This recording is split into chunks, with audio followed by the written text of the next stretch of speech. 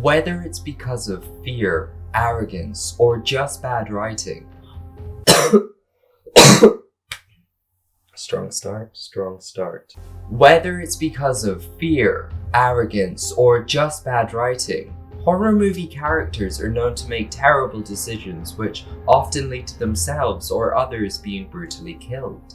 Maybe it's just one bad decision, or maybe it's an entire movie's worth of mistakes that leads to their demise.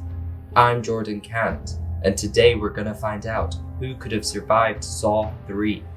Now before I start, let's set some ground rules. Rule 1. I will not consider a character's survival based on pure luck or information that they had no way of knowing at the point of their demise. Rule 2. If a character's death was based on the decisions of another character, I will still only be considering their survival based on the decisions they themselves could have made to survive. Rule 3. I will only take into account external factors that the character had a level of control over, such as items it would be reasonable to assume that they had access to throughout the movie. So, we just had our main character from the first film die within minutes of being in this one, and this film has already set up to be the film that seems to kill off a bunch of main characters. We have Carrie dead, we have Adam dead, but is there any more to come? Well, Jeff finds another room with another game, and this one involves his son's killer. He also finds a photo of his daughter, which is a clue which we will understand later on in this movie. The game involves Timothy Young, who is locked in a contraption that will slowly twist and break his limbs before doing the same with his neck. It was at this exact moment that I had realized why I hadn't watched this movie in so long, and realized how well I had managed to block this out from my memories. I don't do bones. Any death or scene or accident in horror films or real life that involves a bone sticking out? No sir, not for me. No thank you. I can tolerate it now that I am a much more tuned horror fan, but I used to cringe and squirm and close off all of my senses when anything involving a bone appeared on screen, particularly an open fracture.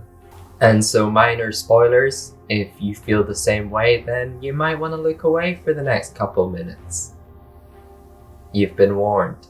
Anyway, for Jeff or Halden to save Timothy, they need to retrieve a key which is attached to a string which will trigger a shotgun to fire at their arm and shoulder. Halden tries to get the key by smashing the glass, but it doesn't break, and Jeff again takes his sweet ass time before managing to remove the key from the string, only to let it go, accidentally firing the shotgun in Halden's face, killing him. I am also a bit confused why the left side of his face got hit when it was the right side that was facing the gun as it triggered, but Jeff seems unfazed, so I guess I'll just move on as well. Jeff continues to take a more laid-back approach to saving Timothy, and it eventually ends in death by neck twisting before Jeff can find a lock to put the key in. To be fair to Jeff on that one, after watching the scene a few times, I could also not find a lock or anywhere to put the key to unlock the trap, so maybe there just wasn't one.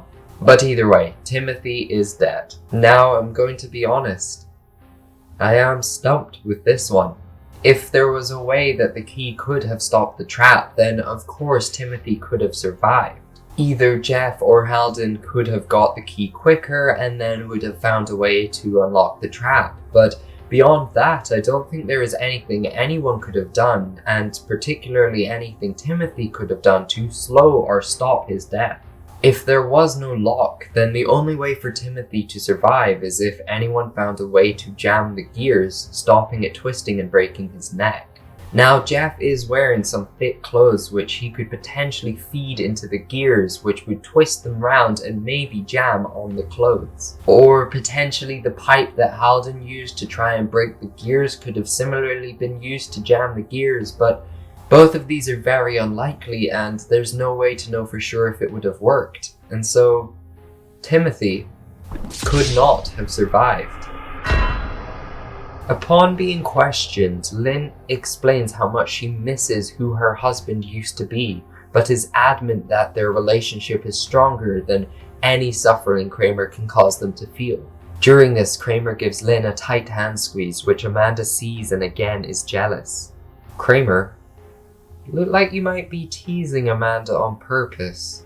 What are you doing?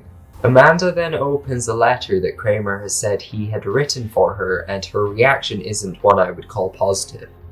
Amanda lets them know that Jeff has completed his third test, and Kramer tells her to let Lynn go, but she ain't happy about all the extra games Kramer has been playing with her and refuses. We learn that Kramer isn't happy with the extra meddling Amanda has been doing in the games. But what meddling has she been doing, I hear you ask? Well, let me tell you. After escaping the bathroom, Eric attempted to make an escape, but Amanda heard him and chased him down. She initially receives a battering before managing to gain the upper hand, breaking his ankle further and walking away. He, however, really pisses her off by shouting,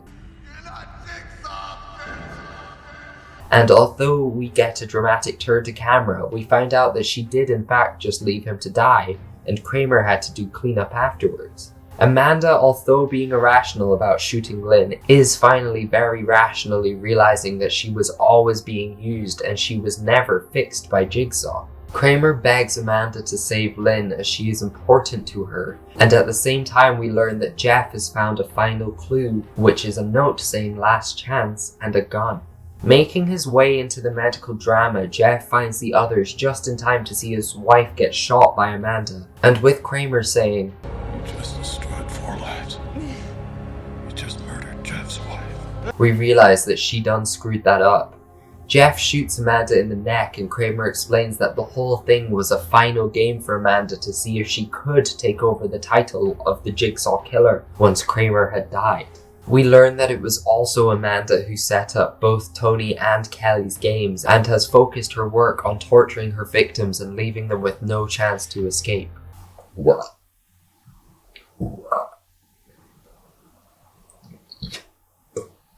God, man. I don't know. I think it's just because I'm talking so, forcefully. My body's not used to it. I'm vain. Okay. And to summarize the long explanation as to the game she was currently playing, Kramer was testing to see if she had learnt the ability to control her hatred and anger and essentially not just kill for sport, as Kramer has always said. I despise murderers. Even though he is one. He is. So the game was to allow Lynn to save Kramer and then let her go, as to allow Jeff to also leave happy with his wife, as they will have both completed their trials and have earned their survival. After the explanation of her game, Amanda collapses to the floor as she bleeds to death, ending her games forever. And so after many, many trials, Amanda is dead. Okay, so minor spoilers for the upcoming movies is that Amanda is in, I think, all of them for various reasons and in various ways. And so I did really debate whether I should even talk about an analysis of how she could survive, because other than one important detail that I do remember, I can't actually remember very much about the importance of her role in the upcoming films. There is one key detail I do remember, however, and knowing that detail, I think it is safe to say that I should wait, because this detail is important in everything we've seen so far, but I'm not going to say what it is because it will spoil the rest of the films. And so yes, I will wait until potentially a further film to do an analysis on how she could have survived when we reach a point where I feel like we have enough knowledge and have all of the knowledge that she has up to this point to help her survive. I may even make a whole video separate to the series on how she could have survived, as there is a lot to unravel here. But as a quick extra, I will come up with the information that we know up to this point, just a few quick options as to how she could have survived, and it basically just starts with she had several points over the first 3 films where she could have probably escaped. Now, after her first game, she could have always just have stayed away from John and could have told the authorities whenever he visited her, and then would likely have gained some sort of protection, and even knowing the identity of the Jigsaw Killer, similar to Zep and similar to probably upcoming characters too, knowing his identity is a huge important piece of information that you could use to your advantage to gain your own safety. She could have also, after the second game involving Daniel and the rest of the misfits in the house, she could have used the leverage she could create on just simply the fact that she was being made to play this game, and she could have used that to go to the authorities, again knowing KRAMER's identity, and then using the fact that she has been now made to play 2 games to show that she's clearly a repeat target and that she needs protection. However, she clearly just is a bit crazy and kinda seems to enjoy doing the killing and creating the games and stuff like that, so I don't think she ever wanted to escape. So at least for now, I'm going to say that she didn't want to escape, and so would have ended up in the situation she was in anyway, and it was mostly her actions within the hospital drama room that caused her death, as we do know that she had a game that she could have in theory played correctly and have survived. But I shall diverge further in a future episode. Jeff raises his gun to KRAMER, but can he learn to forgive instead of acting on impulse? Nope, but the gun has no bullets left, so we're good for now. KRAMER also mentions that Jeff's daughter needs him now more than ever. I wonder what that means. KRAMER offers Jeff the opportunity to save his wife, but he has one more game left, which is simple. He can kill KRAMER with any of the many tools on the shelves next to him, or he can choose to forgive KRAMER. LYNN is too weak from her wounds to explain the situation and has no way of stopping Jeff when he chooses to forgive KRAMER by slitting his throat with an electric saw. In his final moments, KRAMER plays a tape which explains that he is the only one who knows the location of Jeff's daughter and that he should have learnt forgiveness from the games he was just made to play. The doors to the room they are in locks, and Jeff is told that he now must play another game to save his daughter. KRAMER's pulse hits 0, which means that LYNN's bomb necklace explodes, and we're treated to one final montage of moments from the series before a final shot of LYNN's now exploded head. So we get a 2 for 1 here, and out of the 2 I will start with Mr. John the Jigsaw Killer KRAMER. I know he seems like he would be a big finale sort of guy, but he wasn't too fussed about dying, and so to try and get him to survive is quite difficult because, in all honesty, he almost wanted it to happen. I say want, and it's less of a want, but more of a he was comfortable with it and knew it was inevitable, and so put his life on the line in his final game with Jeff. Forgot his name there. He was willing to risk it all because he had this illness that he knew was giving him less than days, maybe even hours left to live, and so he had already accepted his fate. It seems very anticlimactic to say, but John never wanted to survive this movie, and in fact survived way longer than he probably should have. And there isn't much more to say about it than that. Had John gone to the hospital, then of course he would have been able to survive for slightly longer, but we are told that his cancer is terminal, and so unless they came up with a miraculous cure for it, there was no way he was ever going to survive more than the illness itself. And so, John the Jigsaw Killer KRAMER could not have survived. But also he didn't really want to, so I doubt he's that bothered. LYNN was quite bothered, however, about trying to survive, so let's see if I can save her instead. Okay, so unlike the other games where I just look for strategies to easier beat their games, I'm going to do it slightly different with LYNN and instead focus on the 3 important things she needed to do or know to survive. Number 1 is to keep Amanda controlled and or calm by any means, preferably other than killing her. Number 2 is to make sure KRAMER doesn't die in any way possible.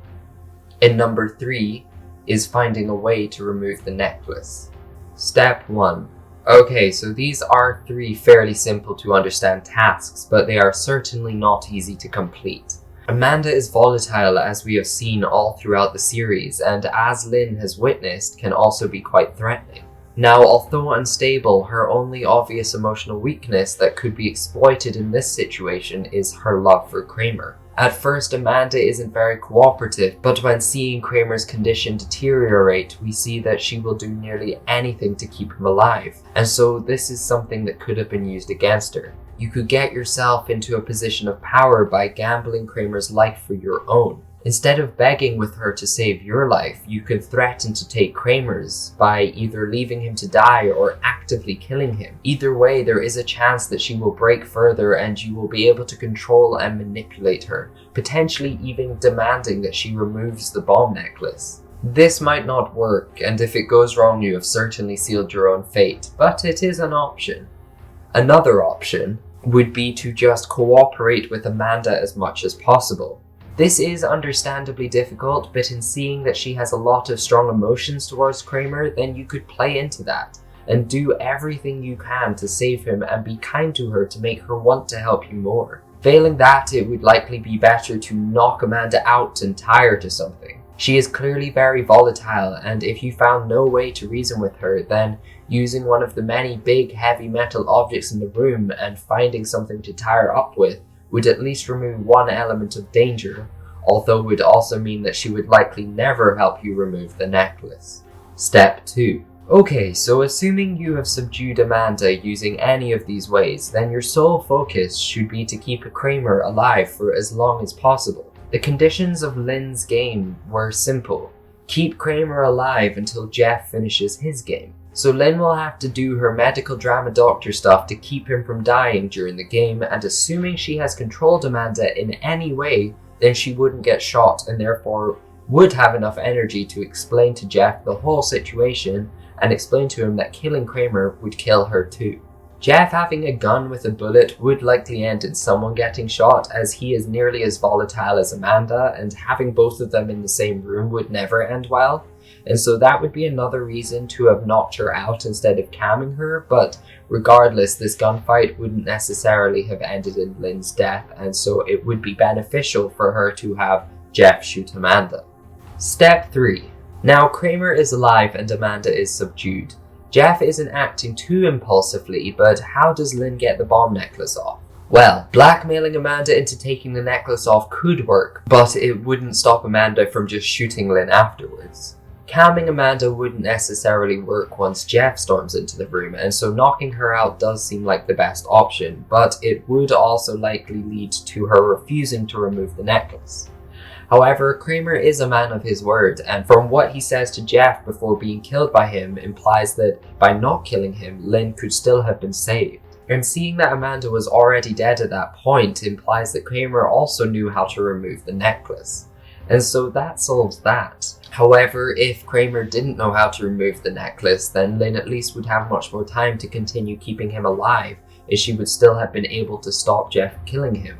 I did also consider that LYNN could then look around the room for any sort of thing to protect her head from the explosion. She could potentially find a metal case or something. There was a lot of things lying around there, and she could have used that to protect her head and face from the detonation. But that does seem very unlikely, and there's no guarantee that that would work. Another option I thought of was that we know that there's likely welding tools around there, seeing as we saw a door from earlier was welded shut. And there's also a lot of heavy scrap metal lying around, and so if LYNN was careful, she could have likely welded the metal over the explosives and then detonated the necklace, allowing the explosion just to hit the metal and not kill her. But again, there's no guarantee that that still wouldn't kill her, and there's no guarantee that she wouldn't accidentally detonate the necklace when she's welding hot metal onto it. If Amanda was still alive at this point, then you could force information out of her, but considering that there is no way to know if she's being truthful or not, this isn't also a guaranteed option. And failing all of this, I think the best option would be to look around the warehouse that you're in for the blueprints for the necklace, which might actually just describe how to apply and remove the necklace in a safe manner. This could be very time consuming, as it's quite a large room and there's a lot to look through, but considering that the necklace has a detonation range and so you couldn't go too far anyway, and considering that you may also end up locked in the room, it wouldn't be a waste of time to spend that time looking for a blueprint while also periodically checking on KRAMER just to make sure he doesn't die. As well, in the time you were spending looking, maybe help will arrive. Again, minor spoilers for the next film, but I'm pretty sure help arrives very quickly, but also danger was not far behind it. But yes, you could in theory wait for help and a bomb defusal team could arrive and maybe remove the necklace. Another side option that I thought of, which could potentially work, but I don't know nearly enough about heart rate monitors, and there's also loads of different heart rate monitors out there. But if there was a way to move the heart rate monitor from KRAMER to Jeff without the pulse ever hitting 0, then that could have happened, and then Jeff just needs to stay alive for however long he can, and the necklace will never detonate. Again, I don't know how they work. I assume there would be at least a moment where the pulse would hit 0, and it's hard to tell whether it's the exact moment it hits 0 or if it's a couple seconds after, but this would be a very risky thing for LYNN to try, but, you know, if she's run out of every other option, why not, huh? Overall, I think that all of these tasks individually wouldn't be too hard to complete, but the combination of all of these steps needing to be taken to ensure LYNN's survival is a very difficult thing for her to manage, and the outcome was never going to seem good for her. It's hard to say which option is best, with KRAMER showing favoritism towards LYNN, but maybe doesn't know how to remove the necklace if Amanda was subdued. Or if Amanda was calmed, then it is still difficult to know if she would actively cooperate after KRAMER is saved. However, I do think that antagonizing Amanda in the manner that LYNN did, with no real goal other than to express her anger, was not a good idea and certainly didn't aid her chances of survival. I have really ping-ponged back and forth with the idea of whether LYNN could survive, because a lot of different combinations of these scenarios is possible, and a lot of them would definitely lead to her survival, but again, a lot of them would also guarantee her death. Saying she could have survived is certainly true, as we know she could have, because there was so many just small points where things just needed to go slightly different and she would have survived. But as I said in the rule, I don't really want to rely on luck or information that she doesn't necessarily know, and so it's hard to gauge whether she could really have done all of this on her own. And so I feel a little bit defeated when I say this, but LYNN maybe could have survived. And so that is how our medical drama, Saw 3, ends. It was all going so well until that asshole from the side story shows up to the family hospital drama going on and gets everyone killed except for himself. Also, did I forget to save Halden? Yes. Was it intentional? I'm going to say yes, but no, I totally just forgot about him. Yeah, there was a lot going on in that scene, and to be honest, I was still squirming a little bit from the twisted bones to remember to talk about him, but I'll do it quickly now. Long story short is that he was never in a position of danger, really, after he'd escaped his trap. He shouldn't have been stood in front of the shotgun. He knew that that was the danger zone, and simply, like other characters in the series, his death at that point was only added to tally up the gore and the death count, and had no other reason really to be in it. Had he been a smart thinking character, he would have just never stood in front of the gun, and again, simply was in it for the shock value, and so Halden could have survived. Also, it's just another wee aside, because you know I do a lot of these today. I don't know what was supposed to happen if Jeff had saved everyone and suddenly it's just him and these 3 other people all march into the medical drama and suddenly there's just 7 of them chilling in this room. Everything that happened after that point would have gone very differently. And I have watched, upon speaking this script, I have watched the next film, and so I'm not going to say anything that happens, but the whole scenario would have been very interesting had there been more characters, and to be honest, I have a feeling that is why Halden was killed how he was, because the writers probably went, oh wait a minute, what happens if he reaches this room and suddenly it's like oh, Jeff and Lynn versus Kramer and Amanda, and then we actually have our judge in the back of the room just, hey there. So yeah, just, I want to see that film. I want to see that different version, the alternate ending Saw. But anyway, so 8 people died, and this time thanks to Eric, no feet were lost. But how many could have been saved? Now, excluding Amanda, who I didn't analyze, and Lynn, who was just too difficult to determine, 4 of our 6 characters could have survived longer than they did, with Timothy and Carrie being the only 2 who were truly doomed from the start. Okay, so we're gonna see a trend start emerging in these Saw films where the deaths were only preventable by the protagonist of the film and not the victim themselves. And so the rules may have to change similarly. For deaths such as Timothy's in this film, there's gonna have to be a consideration for what the wider characters could have done, as Timothy had no control whatsoever over his own survival. And so for instances like that, I will still try and get them to do as much of the work as they can themselves, but of course I will have to then consider what other characters will do. I think based on the fact that games are now designed for other people to save other people, it's not too much of a push for me to then consider what each other could have done to save each other. Don't know if that made sense. I'm going with it. And yeah, that was Saw 3. Our OGs, Adam, Carrie, Amanda, and Kramer all died in this movie, and there we go. I told you it was going to be a bloodbath, and it was. Although not all of them, but some of them will certainly make a return to the series at some point or another for various reasons. But for my sake, I hope we don't learn too much new information about the ones that I've already analyzed, because I don't want to have to go back and reevaluate everything I've said. But that's what happens with this series. If you liked what you saw, then please do hit the like button, and if you are new to the channel, then please click the subscribe button. If you disagree with any of my opinions, have your own ideas of how characters could have survived, or just want to say hello, then put that down in the comments below. And if you want something slightly more light-hearted, then check out one of my other series where I just vlog what I do on a weekly basis.